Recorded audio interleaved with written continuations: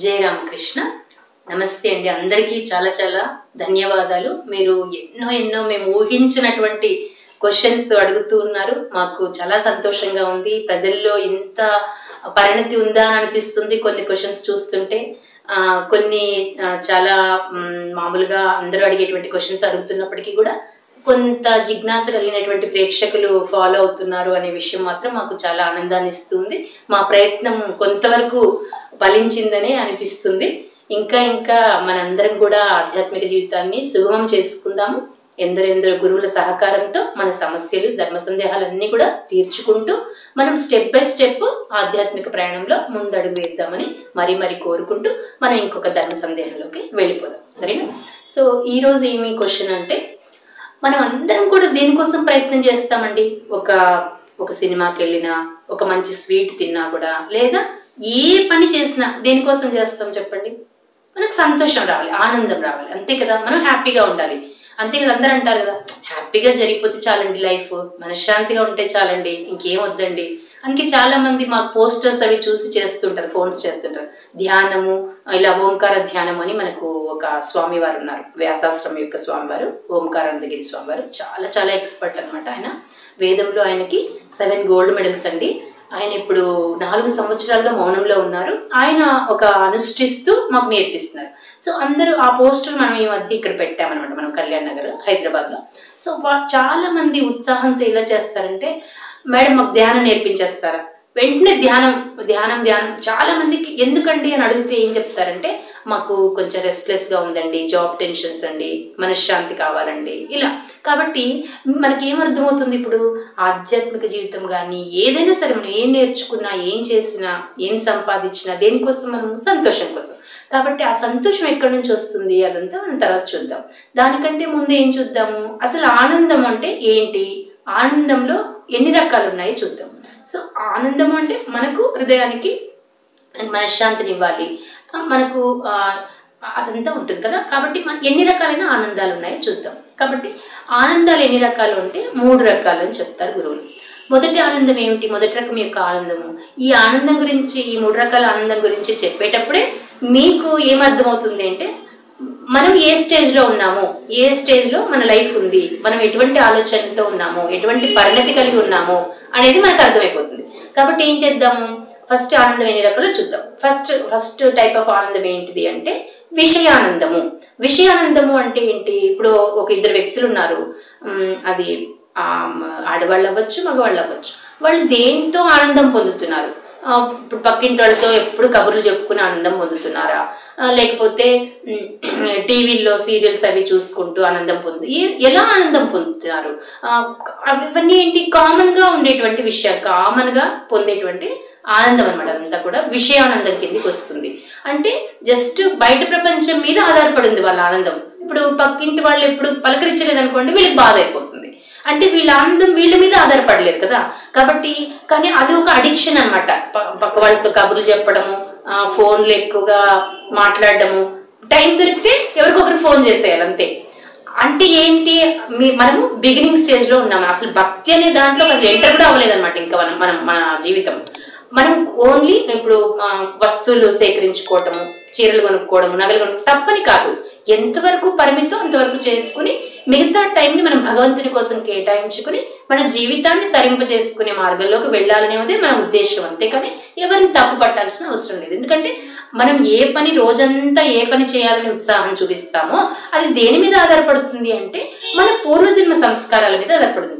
మనం పూర్వజన్మలో ఏవైనా మంచి సుకృతాలు చేస్తుంటే మనకు ఆధ్యాత్మిక జీవితం మీద అభిరుచి కలిగి కొంత మనము మన టైంని భగవంతునికి కేటాయిస్తాం. లేకపోతే ఏమవుతుంది, మనకు ఎంతసేపు మామూలు విషయాలతోనే సతమతం అయిపోతూ అదే ఆనందం అనుకుని బతికేస్తాం. అది అయితే నెక్స్ట్ స్టెప్కి వచ్చారనుకోండి, నెక్స్ట్ స్టెప్లో 2వ రకమైన ఆనందం ఏమిటి అంటే భజనానందము. ఇది చాలా మంది పాపం బాగానే ఇది ఎంజాయ్ చేస్తున్నారు చెప్పాలంటే. ఎందుకంటే మార్నింగ్ లేవగానే అందరిళ్లలో నుంచి కూడా కీర్తనలు ఏవో ఒకటి, విష్ణు సహస్రనామాలు అయితేనేమి, లలితా సహస్రనామాలు అయితేనేమి, అన్ని ఏవో ఒకటి, అన్నమాచార్య కీర్తనలు, ఎంఎస్ గారి పాటలు, బాలసుబ్రహ్మణ్యం గారి పాటలు అన్నీ వింటూ ఉంటాం మనం. చక్కగా వాకింగ్ లో కూడా అందరు పెట్టుకుని ఉంటారు. అంటే ఏంటి, వ్యక్తి నెక్స్ట్ స్టేజ్కి వచ్చాడు. భజనానందము అంటే భగవంతుని గురించి వినడము, భగవంతుని పాటలు పాడుకోవడము, కీర్తనలు, కీర్తన వేరే సంకీర్తన వేరే. కీర్తన అంటే ఒక్కరే పాడుకోవడం, సంకీర్తన అంటే నలుగురితో కలిసి పాడుతూ మనం ఆనందాన్ని పొందడం. కాబట్టి మనం ఏం చేయాలి, విషయానందం నుంచి నెక్స్ట్ మెల్లగా భజనానందం వైపు వెళ్ళాలి. భజనానందం వైపు వెళ్ళినప్పుడు ఏమవుతుంది, ఒక గంట సేపు, ఒక అరగంట చక్కగా మీకు ఎప్పుడైనా మనసు బాగలేదనుకోండి, చక్కగా ఏ అన్నమాచార కీర్తనలో ప్రియా సిస్టర్స్ పాడినవి అయితేనేమి, ఎన్నో ఉంటాయి మనకు. బాలసుబ్రహ్మణ్య గారి పాటలు అయితేనేమి, ఎంఎస్ గారి పాటలు అయితేనేమి, ఎన్నో ఉంటాయి మనకు. మీకు నచ్చినది ఏదైనా సరే చక్కగా విని ప్రశాంతంగా అలా కూర్చుని వినేసామంటే ఆ సంగీతానికి అంత శక్తి ఉంది కాబట్టి మనకు మనశ్శాంతిగా అనిపిస్తుంది అనమాట. అంటే అది నిజమైన ఆనందం, మన ఆత్మ ఆనందాన్ని పొందుతుంది కాబట్టి మనము అది అనుభవించగలుగుతాం ఆనందాన్ని. కాబట్టి అలా మనము సెకండ్ స్టేజ్లోకి వెళ్ళొచ్చు. అప్పుడు ఏమవుతుంది, మెల్లగా మనం ఎందుకే ఏం చెప్తుంటాం, మేము హోంవర్క్ ఎలాంటి హోంవర్క్ ఇస్తూ ఉంటామంటే, మీకు ఎవరైతే ఫేవరెట్ గాడ్ ఉన్నారో, మీకు బాబా ఇష్టం అనుకోండి, బాబా పాట ఒకటి నేర్చుకోండి. అసలు ఏమాత్రము మ్యూజిక్ సెన్స్ లేని వాళ్ళు కూడా భక్తి కలిగితే మాత్రం భగవంతుని దయ వల్ల మనం పబ్లిక్లోకి వెళ్ళి పాడేలాగా అయిపోతాం. అంత లేకపోయినా కనీసం భగవంతుని ముందు ఒక పాట పాడుకుందాము మన జీవితానికి అని నిర్ణయం తీసుకోండి. ఇదేంటంటే మా పాటలు రావు, అసలు గొంతు కూడా ఏమీ అసలు రాదు అంటే, నేను కూడా అలాగే ఉన్నా ఒకప్పుడు. ఇప్పుడు చక్కగా మీ అందరి ముందు పాడగలిగే స్థితి ఎందుకు వచ్చింది అంటే, నేను ఒకటే అనుకున్నాను, భగవంతుడు నాకు పాటలు పాడడం ఇష్టము, నీ ముందు కూర్చొని ఒక చక్కటి పాట పాడుకోవాలి, నేను అనుగ్రహించు అని అలా గొంతెత్తి అలా ప్రయత్నం చేస్తూ ఉంటే ఇప్పటికీ అలా అనుగ్రహం కలిగిందంట, భగవంతుని అనుగ్రహం. అంటే మనం ఎందుకు పాట అంతగా ఇంపార్టెన్స్ అంటే, మనకు భగవంతుడు ఇప్పుడు మనం ఏదైతే అన్ని ఆయనకు అర్పిస్తామో అవన్నీ ఆయన ఇచ్చినవే, ఒక్క మన ఊపిరి మాత్రమే మన దగ్గర ఉంది కాబట్టి ఆ ఊపిరిని మనం పాటగా ప్రజెంట్ చేస్తే ఆయనకి ఇష్టం అనమాట. అందుకే కదా అన్నమాచార్యుల వారికి అంత గొప్పగా వెంకటేశ్వర స్వామి అంత గొప్పగా ఆయన్ని చూసుకున్నారు కదా. కాబట్టి భగవంతునికి ఎప్పుడు కూడా అలా భగవంతుని యొక్క పాటలు పాడితే చాలా ఇష్టం అనమాట. కాబట్టి అలా మనం ప్రయత్నం చేయొచ్చు. నెక్స్ట్ దాని తర్వాత అదేంటి, కొంచెం సేపు పాటలు విన్నప్పుడు ఆనందం ఉంటుంది, లేదా కొంచెం సేపు భజన్స్ అవి అటెండ్ అయినప్పుడు ఆనందం ఉంటుంది. తర్వాత మళ్ళీ బయటకు వచ్చామంటే మన సమస్యలన్నీ అలాగే ఉంటాయి, మన మనశ్శాంతి మళ్ళీ మొదటి స్టేజ్కి వచ్చేస్తుంది. అయితే దాని నుంచి బయటపడాలంటే ఏంటి, నెక్స్ట్ బ్రహ్మానందము. అంటే మనలో మనమే ఆనందపడుతూ మనం భగవంతునితో కనెక్ట్ అయ్యి చక్కగా ఇంకా బయట వాళ్ళ మీద ఆధారపడమన్నమాట ఇంక మన ఆనందం కోసం. అలా ఉండే స్టేజ్ రావాలి, మనతో మనము ప్రశాంతంగా స్పెండ్ చేసుకోగలగాలి.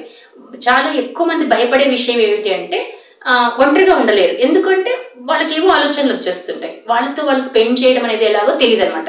అది కూడా తర్వాత మనం ప్రాక్టికల్స్ రూపంలో నేర్పిద్దాం.